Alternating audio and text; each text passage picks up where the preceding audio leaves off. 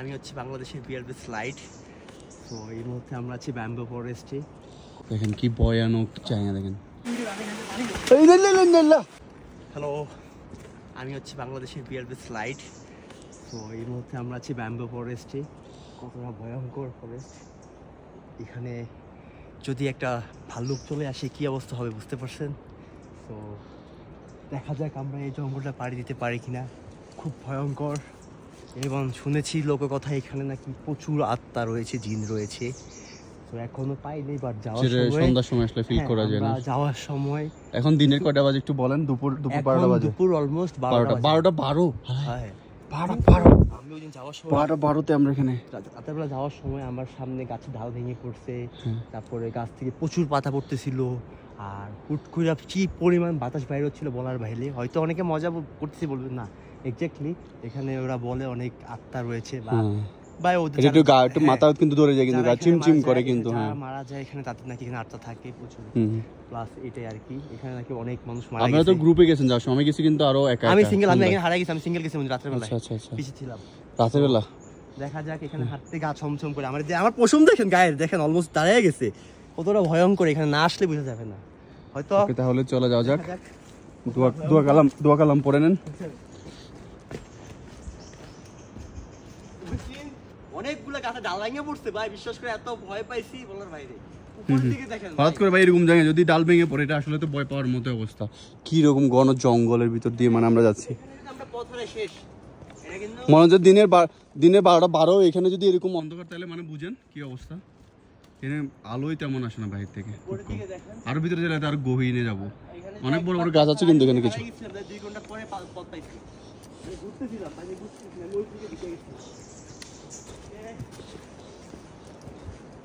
পুরা নিস্তব্ধ জঙ্গল, অনেক পাখির ডাক আছে। তবে আমি ভাবছিলাম যে ওই একটু দেখা পাবো, ওই কি বলে যে ভাল্লুকের, কিন্তু আমি কিন্তু দেখা পাইনি। বাদর পাইছি, সাপ পাইছি, সাপে দেখা পেলাম, অজগর সাপে দেখা পেলাম। আর হচ্ছে দেখেন কি ভয়ানক জায়গা, দেখেন।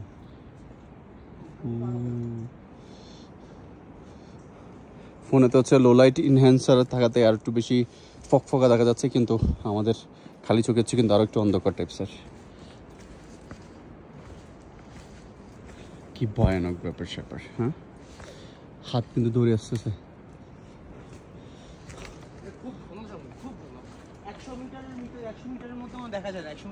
না না না, আজকে তো ভাগ্য ভালো একটু হচ্ছে যে বৃষ্টি না হতে, আর হচ্ছে কুয়াশা কম। ওই দিন তো সন্ধ্যে যে কুয়াশা যে ছিল, খুব খারাপ অবস্থা।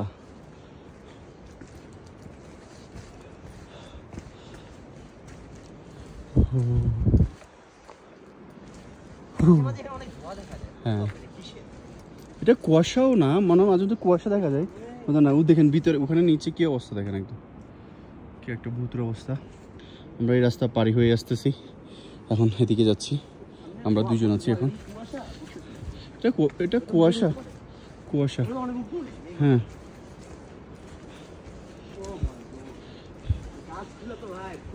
হ্যাঁ, আর সামনে গেলে শুধু সারি সারি হচ্ছে বাঁশ। এখান থেকে যদি কেউ পড়ে, একেবারে হচ্ছে যে 1000 ফিট নিচে, এখান থেকে যদি কেউ পড়ে যায়। এখন তো বৃষ্টি না হতে অনেকটা আছে। যখন বৃষ্টি দিচ্ছিল, পাটা সব ভিজা, পা ভিজা, রাস্তা ভিজা, তখন যে কি অবস্থা একটা। এই দেখেন এদিকের আবহাওয়া, একদম গা চমচম করা অবস্থা। হ্যাঁ, গাছের ফাঁকে ফাঁকে দেখছেন, পড়লে শেষ। উদ্ধার করবে কি? জানলে তো উদ্ধার করতে পারবে না। একলাগলে এই পথে যখন যাচ্ছিলাম, কি একটা অবস্থা। শোন, আমি প্রত্যেকটা পা কিন্তু দেখে শুনে শুনে ফেলতেছিলাম, যাতে সময় বেশি লাগুক কিন্তু রিস্ক না হোক। দেখেন এই পাথরটাতে যে আপনি যদি পিচ্ছিলে যদি একটু যদি আপনি খান, একেবারে ওই ওদিকে।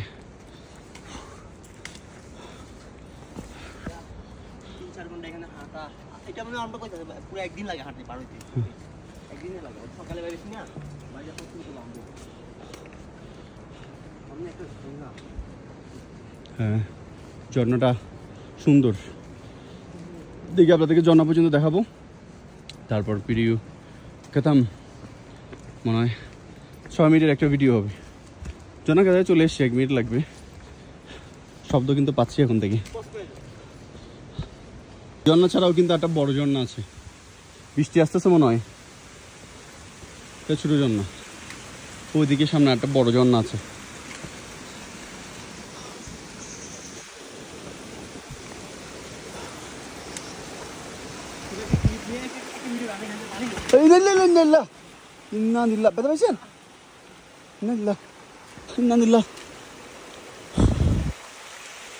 নাকি কিছু লাগবে? শিট, ওই পিচ্ছিল ছিল, ওখানে মানুষ হাঁটে না তো। শিট, কি করার, আল্লাহ বাঁচাচ্ছে, বড় কিছু ওখানে। আপনি একটা কাজ করেন, ব্যাগ আমাকে দিয়ে দেন। বললাম যে ভাই এখানে পরিবেশটা কিন্তু ভালো না, আপনি এখানে পিচ্ছিল, তাছাড়া হচ্ছে এখানে কিন্তু এমনি গাছ চিমচিম করা অবস্থা, আপনি আরও ওদিকে জন্নার ভিতরে যাচ্ছেন। পানি আমার এখানে আছে তো, এখান থেকে খান।